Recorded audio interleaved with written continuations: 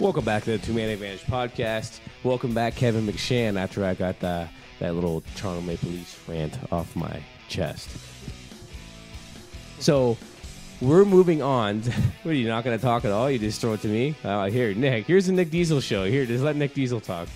We're going to move on to the Detroit Tigers and the spring training that is coming up very shortly. That's right. All you Windsorites and all you people from Detroit and Cleveland or, anywhere that's cold, because it's like record minus 22 out. You can't even go inside your house. The summer is coming because spring training is right around the corner. Pitchers and catchers are reporting, and you got all the stuff en route to Florida and to, the Cactus League and the Grapefruit League. So, Kevin, where do you think the Tigers stand in all this? And now that we know Victor Martinez is probably going to be ready for opening day, is there still issues with that pitching staff? And do you think Justin Verlander will be coming back to his regular form? Well, I'll answer that this way. I think health is the biggest issue or concern for the Tigers. The division has gotten much better. I do think that the good news that the team got on Victor Martinez is good.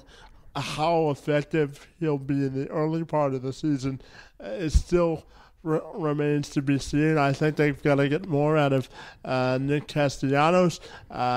Their pitching staff, as far as Simon and Green go, those are the unknowns.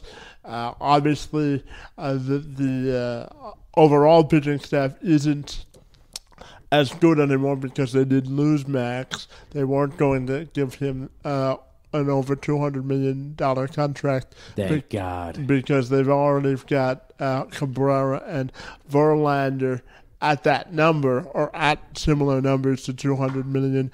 But for the Tigers, their lineup, assuming everyone will be healthy, should be formidable. The biggest issue for the Tigers, again, will be the rotation and the bullpen heading into the bullpen. spring training. Oh, the bullpen. The Rondon zone is back. No, Rondon zone. Was it Joe Blow Nathan? He was good. Where's Benoit nowadays? We should call. Where's Todd Jones? Can we give Todd Jones a call? Benoit. The roller coaster. Nathan says that he still has something to prove at 40. Okay. Well, he's going to prove that he can blow 7 more saves this year. Well. Anyway, so a couple things that I'm really excited about with the Detroit Tigers baseball.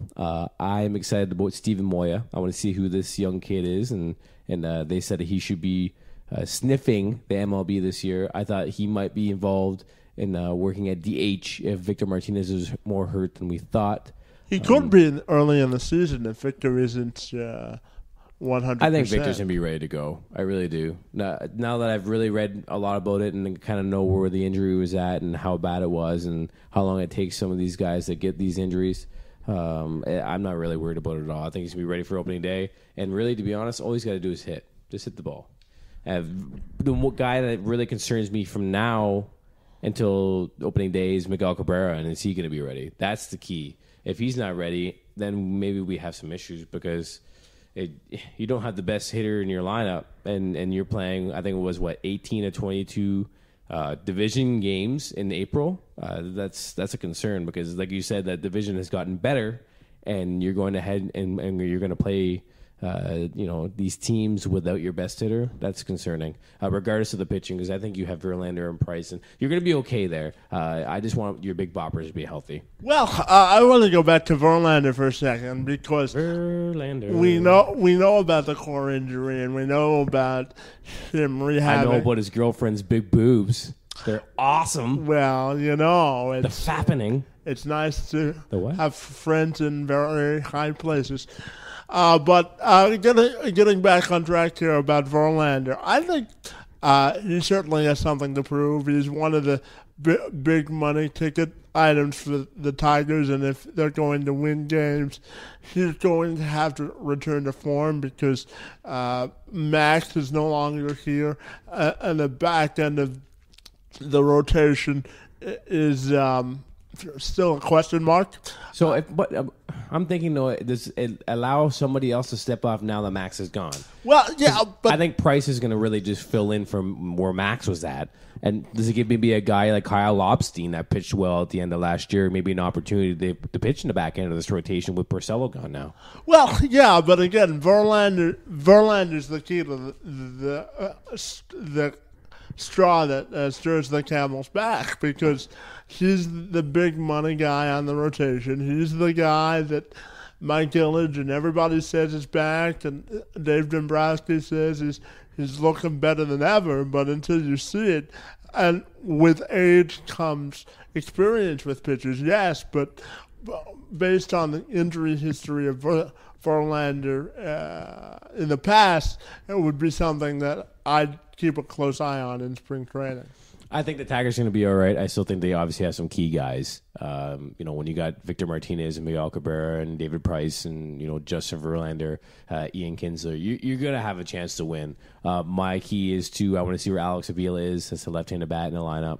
They say he's in place on first base. So there's a lot of questions to be answered here at spring training, so it's going to be really interesting to see even how teams like Cleveland do in spring training and see how their team shapes up, and Kansas City and the White Sox. I'm not too concerned about the White Sox, but definitely Kansas City and Cleveland, and even teams like Toronto. Toronto had a couple free agent signings and Russell Martin.